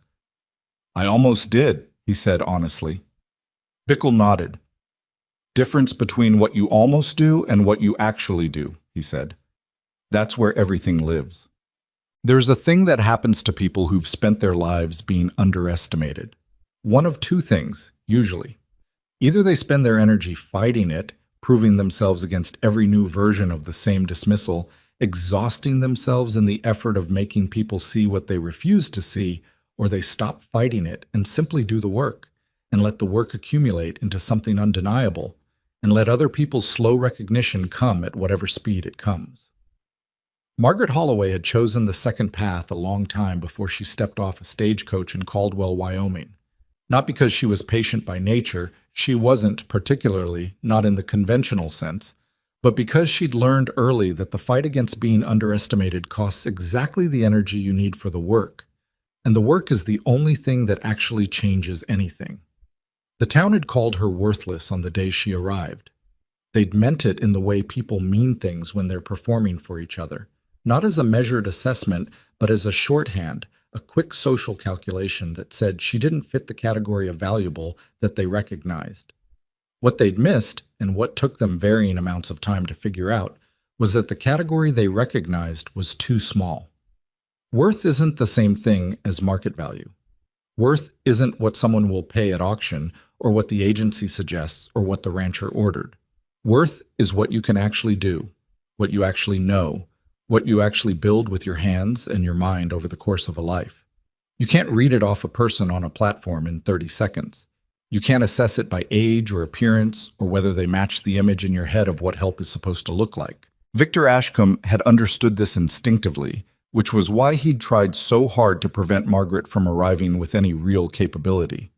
He'd known, before Garrett did, before the town did, that experience was the one thing money couldn't simply outlast. You could delay it, obstruct it, spread rumors about it, but you couldn't make it not true. And she had 40 years of it. 6 years after the stagecoach arrived in Caldwell, Broken Pine Ranch was running 500 head on fully recovered pasture under a breeding program that had produced 3 consecutive years of above-average calf weights and almost no preventable losses. The operation employed 7 people full-time and had standing contracts with 4 buyers, including Reeves, who had at some point gone from independent buyer to something closer to a business partner in the informal way that things become formal in frontier economies. The debt was gone, had been gone for 4 years. The south pasture, which Margaret had identified as the first and most critical problem on the day she'd pulled out her notebook and the buckboard, was the most productive section of the ranch. Callum Webb's operation to the north was growing. Aldous had renegotiated his water rights through the county process and recovered access to the East Creek at levels that made his operation viable again. Purcell had gotten his 40 acres back through a separate proceeding that the county file had made possible. Victor Ashcombe was still on his 4,000 acres. He would probably always be on his 4,000 acres, but his operation was quieter than it had been, his influence in the county considerably reduced, and the 2 major buyers who'd followed his lead at the auction had not returned to following it since. He was a diminished presence, which in some ways was a more lasting consequence than a dramatic one. Drama resolves, but diminishment is something you live with every day. The gate sign still said Boone and Holloway. People in Caldwell had stopped noticing it as anything remarkable, which meant it had achieved what all real things eventually achieve. It had become simply true, simply part of how the place was known, the way a thing stops being notable and starts being real. On an evening in the 5th year, sitting at the kitchen table, the same table where the records had first been spread out, where Webb's letters had been read, where Aldous and Purcell and Holcomb and all the others had sat with their problems, Margaret was going through the breeding projections for the following season, and Garrett was reading the market reports, and outside the Wyoming dark had come down over Broken Pine the way it always did, complete and uncompromising. Garrett set down the market report. "I want to tell you something," he said. She looked up. 9 years, he said. "Before you came, I was running this place for 9 years after my wife died, and I was working harder every year and getting less for it every year, and I couldn't figure out whether the problem was the ranch or me." He paused. "Turns out the answer was neither. The problem was I was working alone." Margaret looked at him across the table. "I'm not saying I couldn't have figured some of it out eventually," he said. "I'm saying I was going the wrong direction, and the difference between someone who corrects you and someone who doesn't isn't just about that one wrong direction. It's about every wrong direction you'd have kept going before you found your own way back." He picked up the market report again. "I just wanted to say that." Margaret was quiet for a moment. She looked at her notebook. She looked at the lamp. She looked at the table that had been the center of gravity of this ranch for 6 years now. This ordinary piece of furniture that had carried everything. "I wasn't going anywhere either," she said quietly. "Before I came here, I had the ranch in Colorado, but it wasn't mine anymore, and I was—" She stopped. "I was very capable, and very useful, and very alone. I was making good decisions in an empty house." She picked up her pen. So, Garrett said. She wrote something in the notebook. He read the market report. The lamp burned between them, and the ranch went on outside in its ordinary winter quiet, and there was nothing dramatic about any of it. No moment designed for recognition, no scene built for significance. Just two people at a table in the dark, doing the work, present for each other the way that matters most, which is consistently and without performance, year after year, in the plain ongoing fact of showing up. Some people spend their whole lives waiting to be seen. Margaret Holloway had stopped waiting a long time ago. She'd decided, somewhere in her 40s, that the energy required to wait for recognition was better spent building something so plainly real that recognition eventually had no choice but to arrive. She'd been right about that too. The name on the gate said so. The recovered pasture said so. The breeding records said so. The 500 cattle that would go to auction in the spring and sell for prices nobody in this county would have predicted 6 years ago. Said so in the clearest language available, the language of results, which is the only language that was ever worth speaking. The woman they'd called worthless had built something worth more than anything they'd imagined possible. Not because she'd set out to prove them wrong, because she'd set out to do the work. And she had.